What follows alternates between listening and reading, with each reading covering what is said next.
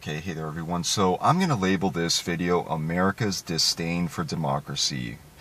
And the reason is because, as you well know, there was a military coup in Egypt in which the democratically elected government of Egypt, the Muslim Brotherhood, which is not exactly a nice group, but they were democratically elected. It was the will of the people. They were elected to the parliament there in Egypt. They were overthrown brutally. It was a bloody, brutal military coup that overthrew them. They have about 2,000 members of their party leaders are in prison. The president is incommunicado and under house arrest. Hundreds have been killed.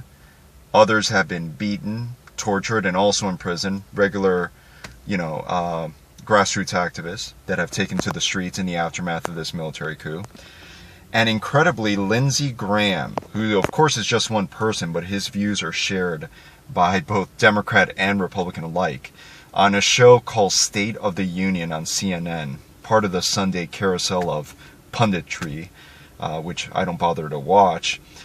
Lindsey Graham made the following statement. So in the aftermath and all the bloodshed, he says, quote, "The Muslim Brotherhood needs to get off the streets and back into the political arena and fight your differences there. And we need to put Egypt back to work."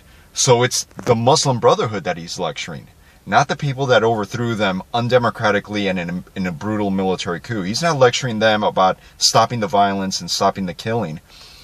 He's telling the Muslim Brotherhood to get off the streets. Well, who put them in the streets?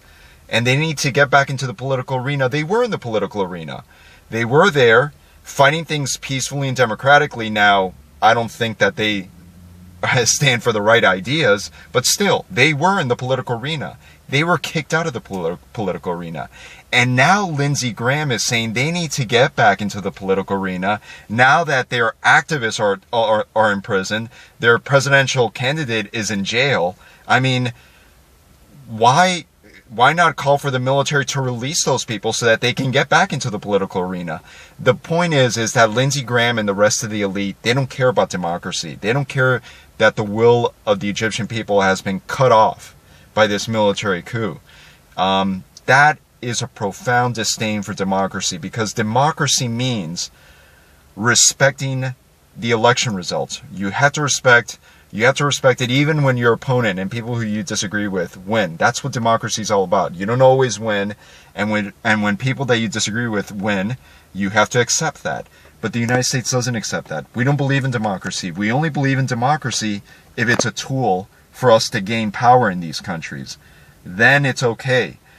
But if democracy is used for people who we disagree with, and they gain power, then we will use military violence and we'll use violence to upend that election. We did it in Honduras. We helped sponsor a coup in 2002 in Venezuela to try to get rid of Chavez. That failed. And we've done it over and over again. 1973 in Chile and Allende and Pinochet.